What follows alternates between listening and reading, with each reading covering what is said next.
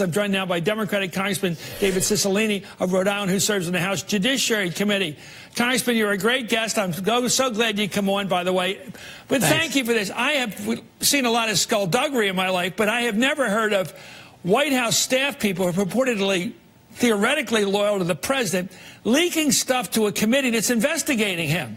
What's going on? Can you figure out these documents about the FBI field test checks on the president's family members are now floating down to the House committees who are investigating him? How's that happening?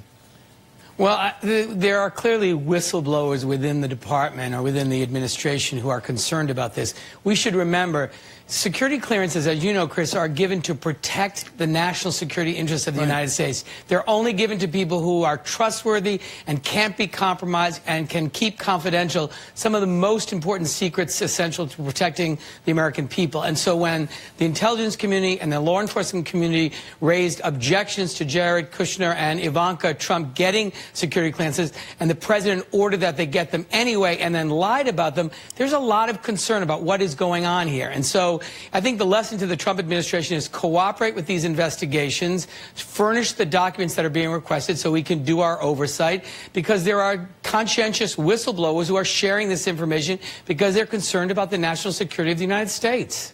What do you make of these two? Well, do you think they're just beneficiaries of nepotism? They're well off, obviously. They have the president's love, of course, there's the father, but also the president's deputizing them for, like, world peace, like all kinds of things, not fashion statements or looking good or anything. He's not, showing up around like this with these sort of public appearances. He's not using them like that. He's using them for, as you were suggesting, national security questions. How do we make peace in the Middle East, for example? Judicial reform, all this stuff. Your thoughts? Yeah. I mean, the president made the decision to hire them as senior advisors to the president. They're involved in very significant work. And, we should remember, Ivanka Trump, during the same period of time, was provided with trademarks from the Chinese while we're negotiating with the Chinese. Jared Kushner's family was bailed out in their Fifth Avenue property by the same company that's trying to sell nuclear technologies to the Saudis. So there's a lot of reason to be concerned about these security clearances and to understand why they were objected to by the intelligence and law enforcement communities, and why did the president order that they be given and then lie about it?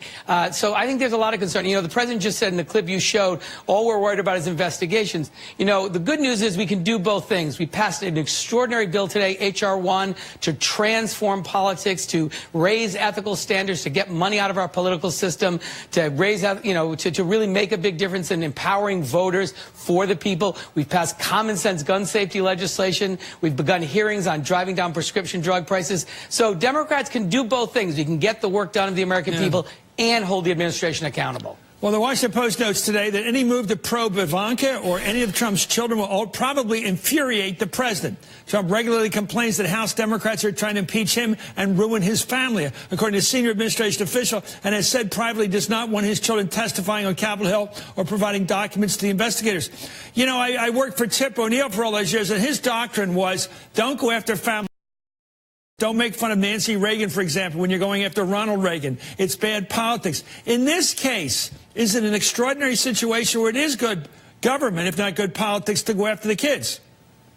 Yeah, I don't think we're going to have a choice. Look, we have a responsibility to find out what happened here. These are not kids that are at home doing their own thing. That would be certainly off limits. These are senior members of this administration who are in the middle of some very, very important events with real questions about what's happening. We would be derelict in our responsibility if we didn't conduct investigations and oversight. We obviously have to do it in a respectful way. We obviously ought to limit, sort of the public hearings if we can, try to collect information first. But it simply is not the case that simply because they're the children of the president that they're off limits, that they can engage in whatever conduct they want and it's unreviewable. That our Constitution doesn't work that way. The president made the decision to hire them, to put them in the White House.